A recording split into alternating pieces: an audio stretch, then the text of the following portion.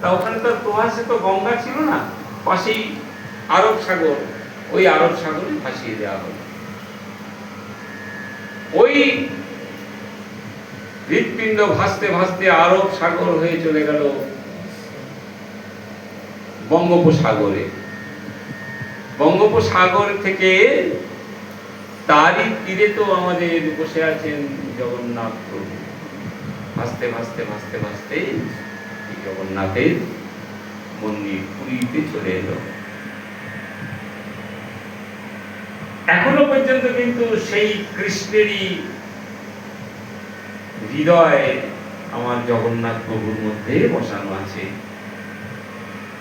বলো জগন্নাথ জি কি, জগন্নাথ জি কি, জগন্নাথ জি কি।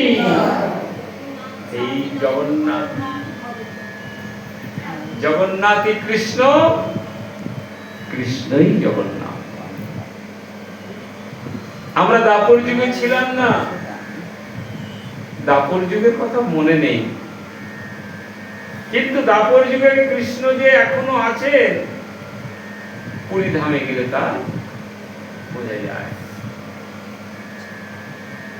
সেই জগন্নাথ মন্দিরে তিনি বসে আছেন। সনাতন দাস নামে এক ভক্ত, সনাতন দাস নামে এক ভক্ত ওই পুরীর মন্দিরের আশেপাশে থাকে, খুব গরিব। তার স্ত্রীর নাম পদ্মাবতী।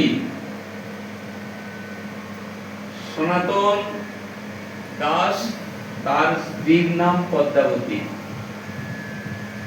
ছেলের নাম মাধব। খুব গরিব। সংসার চলে কি করে জানেন? ভিক্ষা করে, ভিক্ষা করে সংসার চলে, কিন্তু খুব আনন্দে থাকে। তার কারণ ওই মাধব যে ছেলেটি জন্মে থেকেই খুব কৃষ্ণ ভক্ত, গোবিন্দের কথা শুনতে খুব ভালোবাসে। যদি কোথাও হরি কথা হয় আর মাধবকে নিয়ে যদি মা যায়, মাধব চুপ করে শোনে।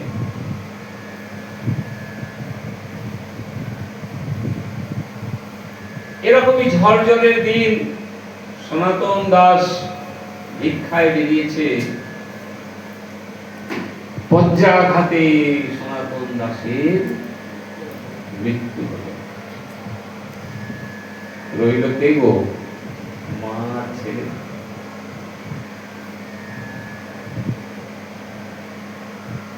মা চিন্তা করলেন, আমাকে এবার না বেরোলে তো খেতে পাবো না আমরা, কারণ আর তো কোনো সংস্থা নেই। তো পুরীর মন্দিরের এক পূজারী ছিল, দেখবেন ওখানকার পূজারীরা খুব বড় লোক হয়। পুরীর মন্দিরের যে পূজারী না, ওরে বাবা, এবারেই তো গিয়ে এক পূজারীকে বললাম, আমাদের পূজা কাউকে পূজা তেমন পাচ্ছি না, আপনি একটু পূজা করে দেবেন। সে একবার সে এইরকম চেন পেন করে খালি গায়ে, তো গোপাল ঠাকুর বসে আছে, তাকে গিয়ে বললাম আপনি পুজো করে দেবেন, পরে আগে প্রসাদ নিয়ে নাও। প্রসাদ নিয়ে এসে যখন এলাম, সে আর ভাবতেই ছিল, কারণ তার ঠিক আমাদের মতো করতে পছন্দ হয়। এটা স্বাভাবিক, এটা এত বড় লোক, ধনী।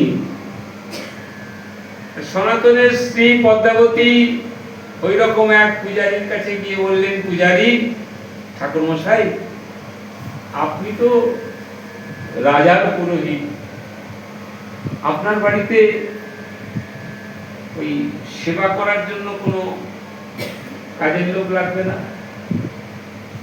না না না না, আপনাকে পয়সা দিতে হবে না, আপনি যে ওই গোবিন্দের ভোগ দেন, আমি রান্না করে দেবো, সবকিছু ব্যবস্থা করে দেবো, আপনি এই প্রসাদ আমাকে খালি একটু দেবেন, আমি পাবো, আর আমার সন্তানকে নিয়ে ওই প্রসাদ আমরা একটু খেতে পেলেই হয়, আমাদের পয়সার দরকার। পূজারী বললেন, ঠিক আছে ঠিক আছে, তুমি তাহলে আমার এখানে থাকো। প্রতিদিন ওই পূজা দেয়, গোবিন্দের কাছে ভোগ দেয়, আর ওই প্রসাদ নিয়ে এসে মা ছেলে সেবা করে। এইরকম চলছে।